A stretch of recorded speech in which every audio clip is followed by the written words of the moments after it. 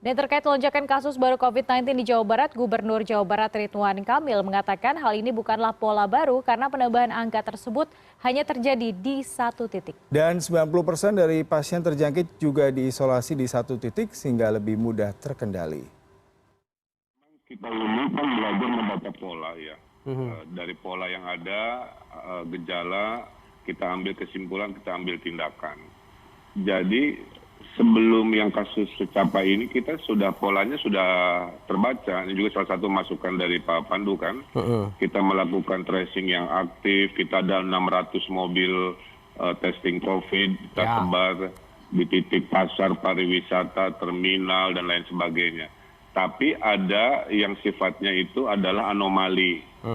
Nah kalau anomali itu seperti yang secapai ini, tidak ada yang bisa kita prediksi, dan coba bayangkan dalam satu titik jumlahnya di atas 1.000 kira-kira begitu ya, dan dilaporkan dalam kurun 2 hari, kemarin sekitar 200-an, sekarang 900-an. Nah waktu saya bedah lagi Mas datanya, yang hari ini dilaporkan sekitar 965, dari satu titik itu ada 910 kalau nggak salah. Berarti 55-nya itu yang pola yang lama, yang tiap hari kan Jawa Barat sebenarnya tanda kutip selalu di bawah 100 ya. Nah khusus untuk secapai ini menambahi yang memang luar biasa. Sehingga saya menduga besok-besok lusa pun kita kurang lebih akan kembali ke pola yang sudah kita prediksi, yaitu di angka 50, 60 dan terusnya yang terus kita kejar supaya lebih rendah lagi. Jadi itu tadi Mas, jadi tidak bisa dibaca ini sebagai pola baru. Kalau pola baru itu kan jumlahnya banyak dan menyebar kira-kira begitu. Kalau ini jumlahnya sangat banyak tapi satu titik kan berarti memang ada anomali kondisi di titik itu. Nah itu salah satu juga yang kita optimis sebenarnya, pengalaman dari klaster di sekolah kepolisian di Sukabumi.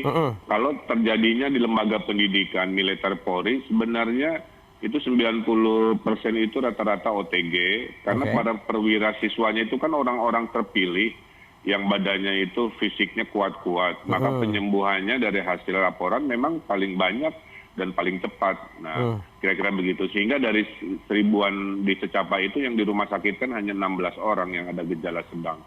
Jadi 90 sekian persennya diisolasi di satu titik pula, jadi lebih terkendali, pintu masuknya hanya satu, dan mudah-mudahan dalam hitungan 14 hari 1000-an perwira ini bisa kembali beraktivitas. Artinya Anda mengatakan bahwa klaster ini mudah sekali untuk dilokalisasi dan diisolasi karena memang berada dalam satu tempat atau zona yang aksesnya juga cukup terbatas begitu ya?